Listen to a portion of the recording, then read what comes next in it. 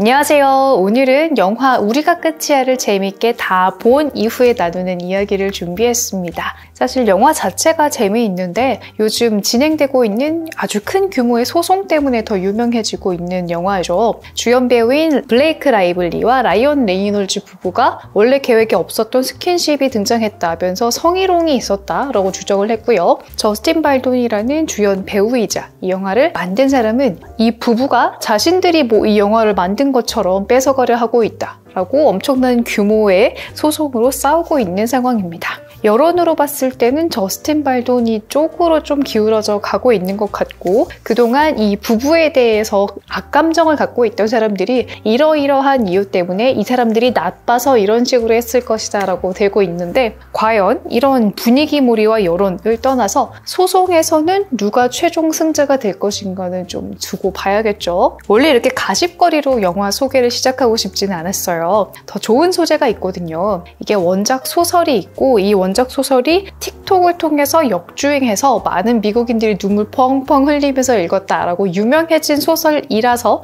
이 얘기를 먼저 하고 싶었는데, 이 소송권이 너무 커져버렸습니다. 콜린 후버라는 작가는 미국에서는 굉장히 유명해요. 한국에도 물론 번역된 작품이 있기는 했는데 체감상 한국에서는 아직까지는 엄청 큰 인기를 끌고 있지는 않은 것 같습니다. 베러티라는 책이 굉장히 유명하죠. 원서 읽기 시작하는 분들께도 유명하고, 그 특유의 사랑에 빠져드는 느낌을 좋아하는 팬들이 많아가지고 작품을 연달아서 읽는 분들이 많으시다고 합니다. 틱톡에 보면은 그 해시태그 북톡이라고 해서 책을 읽고 감명받은 나를 자랑하는 듯한 유행을 했던 게 있죠. 그래서 이걸로 역주행한 책들이 몇 권 있는데 그 중에 하나가 이 원작인 It Ends With Us 였다고 합니다. 이게 또 작가 본인의 이야기가 담겨 있어서 더 많은 팬들이 좋아하게 되었던 것 같아요. 그럼 일단 어떤 이야기인지 이야기 요약을 다시 한번 정리를 해봐야겠죠. 되게 시작은 조금 평범했습니다. 아버지가 돌아가셔서 집에 온 예쁜 여자예요. 누가 봐도 주인공일 것 같죠? 과거에 쓰던 제 물품을 보면서 과거를 떠올리기도 하고, 근데 내 과거와 엄마를 좋아하는 것만큼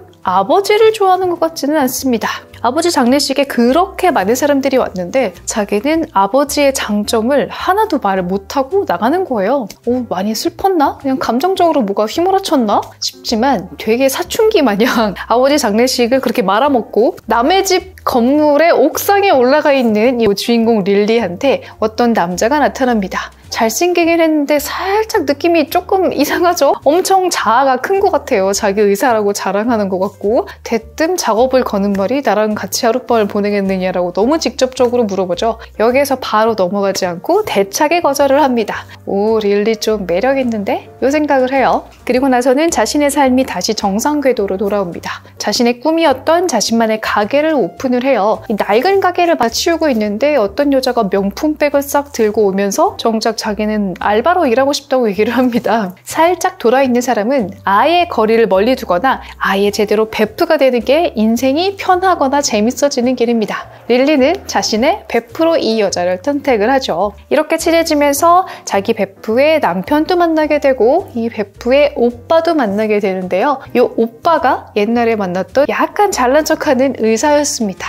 이야, 이거 그냥 로맨스구나. 선남선녀가 만나서 사랑에 빠지는구나. 둘이 잘 되어가는 것 같아요. 그런데 영화가 여기까지 오는데 그 귀한 시간을 릴리의 과거를 조망하는 데 씁니다. 릴리의 첫사랑, 생각보다 별로 볼 거 없는 남자였던 거예요. 집 앞에 사는 가난한 남자애였는데 처음에는 연민인가 싶었는데 애정으로 변하게 됐다. 이런 과거사가 나옵니다. 왜 굳이 과거가 나오는 거지 궁금하지만 어쨌든 현재의 연애는 잘 진행이 되고 있었어요. 그러다가 이렇게 커플로 놀러간 식당에서 과거의 첫사랑 남자를 만납니다. 아, 뭐야, 이거 클리셰 아니야? 잘 나가는 의사 남친을 두고 별 볼 거 없는 구남친과의 참사랑에 눈을 뜬다? 이러면 너무 뻔한 거 아니야? 라고 생각했는데 다행히도 또 그게 아닙니다. 어쨌든 현 남친에게 집중을 하게 되어 결혼까지 약속을 하게 됩니다. 하지만 쎄했던 느낌은 꼭 나중에 더 큰 아픔으로 다가오게 되죠. 그동안 아닐 거야 못 본 척했던 남편의 폭력적인 성향을 제대로 객관적으로 깨달은 릴리는 도망쳐 나온 다음에야 그의 아이를 가졌다는 걸 깨닫습니다. 바로 여기서부터 이 영화가 너무 뻔하지 않고 진정성 있는 이야기가 아닐까, 이렇게 변해가는 흐름을 가져가게 돼요. 임신했다는 걸 안 상태에서는 홀로서기를 시도합니다. 현 남편에게도 첫사랑 그 남자에게도 기대지 않고 그냥 혼자의 힘으로 아이를 낳을 준비를 해요. 그리고 감격스럽게 아이를 출산하면서 이혼해달라는 말을 하게 됩니다. 사랑하는 나의 작은 딸이 나중에 커서 남자친구를 만났는데 그 남자친구한테 폭력을 당했어요. 그 순간에 이건 아니야, 바로 헤어져 라고 말하는 게 옳다면 나 역시 지금 당신과 헤어져야 한다. 이러한 지지부진한 폭력적인 성향, 이거는 우리로서 끝을 내야 한다 라고 그렇게 당당하게 말을 하죠. 그리고 나중에는 홀로 딸을 키우는 릴리가 길거리에서 첫사랑 남자를 만나는 걸로 영화는 끝이 납니다. 제가 꼽은 명장면은 바로 이겁니다. 남편이 이렇게 폭력적인 성향을 가진 사람이었다 라고 친구에게 털어놓으니까 친구가 울면서 이렇게 얘기를 해주죠. 오빠의 여동생으로서는 이걸 용서해달라고 하는 게 맞아. 근데 난 너의 친구잖아? 그러면 나는 네가 내 오빠와 헤어지지 않으면 난 너랑 절교할 거야 라고 울면서 얘기를 하죠. 이게 진짜 우정이 있어야만 할 수 있는 말이잖아요. 어쩌면 릴리가 홀로서기를 할 수 있고 자신의 결정과 결단을 내릴 수 있게 하는 데는 친구의 도움도 꽤 큰 역할을 했을 것 같습니다. 사실 여동생으로서는 오빠 편을 들어주고 싶은 마음이 아예 없다고는 못할 거예요.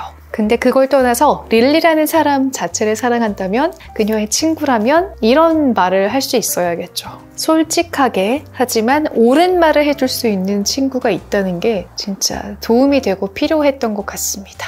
그리고 이 영화를 말할 때 빼놓을 수 없는 게 영상미도 아름답죠. 집 인테리어 꾸며낸 것도 예쁘고 릴리네 꽃가게도 예쁘고 장면 하나하나가 과거는 과거대로 빈티지스럽게 예쁘고 현재는 현재답게 마치 힙한 꽃가게 감성의 플레이리스트 한 장면을 보는 것처럼 몽글몽글하면서 로맨틱하고 참 예쁩니다. 또 하나 얘기하고 싶은 게 한국어 제목이 좀 아쉽습니다. 너무 직역해버리고 끝난 거 아닌가 이런 생각이 들어요. 여기서 끝이어야 해 라던가 우리로 끝이야 든가 좀 괜찮은 표현들이 많이 있었을 것 같은데, 우리가 끝이야 라는 게 이 말이 가져다주는 그 후반부에 가져다주는 릴리의 마음의 변화, 단단해진 성장한 단계를 잘 보여주지도 못하고, 그렇다고 해서 뭔가 로맨스 이야기일 것이다 라는 암시를 주지도 못하고, 그래서 그냥 넷플릭스에 보이는 썸네일이 블레이크 라이블리의 얼굴로만 딱 주목을 받게 되어 있는 거예요. 제목을 조금 더 감동을 줄 수 있거나 궁금해지거나 다른 의미를 품거나 다른 제목을 썼으면 어땠을까 하는 아쉬움이 굉장히 남습니다. 마지막으로 얘기할 게 하나 더 남아있는데요. 뭐니 해도 영화의 결말과 여기에서 어떤 걸 느꼈느냐 하는 게 가장 사람들마다 호불호가 나뉘는 점이 아닐까 싶은데, 너무 극적이지 않았다거나 힐링이나 성장으로 보기에는 좀 애매하지 않나? 라고 보실 수도 있을 겁니다. 확 사이다 같은 결말은 아니잖아요. 근데 저는 오히려 그런 면에서, 그리고 원작 소설의 작가가 자신의 자전적인 이야기를 녹여냈다는 점에서 더 현실적인 성장에 대한 기대감을 주지 않나라는 생각을 해봅니다.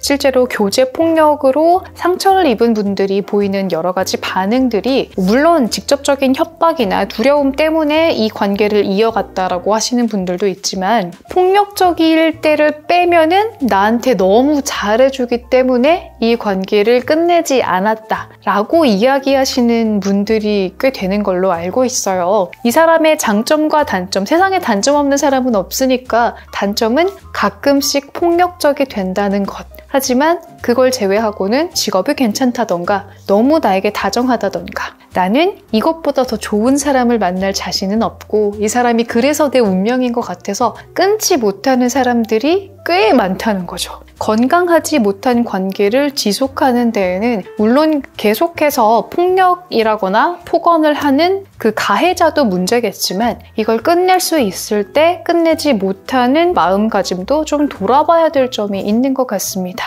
저는 이런 생각을 해봤어요. 이 영화를 보고 나서 딱 이 문장이 떠올랐는데, 항상 다음 페이지를 준비를 하고 있는데 그 종이 한 장을 넘기는 것은 내가 직접 해야만 하는 일인 거죠. 내가 한 페이지를 넘기는 행동으로써 이 부당하다거나 폭력적이라거나 상처를 주는 모든 행위를 끝낼 수 있는 시작이 될 수가 있는데, 그걸 내가 시작하지 않아서, 내가 결정을 내리지 않아서, 내가 결단을 짓지 못해서 시작하지 못했던 건 아닌가, 이런 자신만의 이야기가 녹아 있어서 이 영화가 조금 더 많은 사람들에게 울림을 줄 수 있지 않을까 싶습니다. 물론 교제 폭력이라는 것이 이렇게 피해자가 나 이제 그만하고 싶어 라는 말을 했을 때 더 큰 폭력으로 피해를 받을 수 있는 가능성도 물론 있어요. 하지만 그런 상황을 떠나서 나는 이 사람하고만 행복할 수 있을 거야 라고 스스로를 가두지 않고 나만의 관계를 만들어가는 방식을 스스로 깨고 나올 수 있는 그런 기회가 필요하다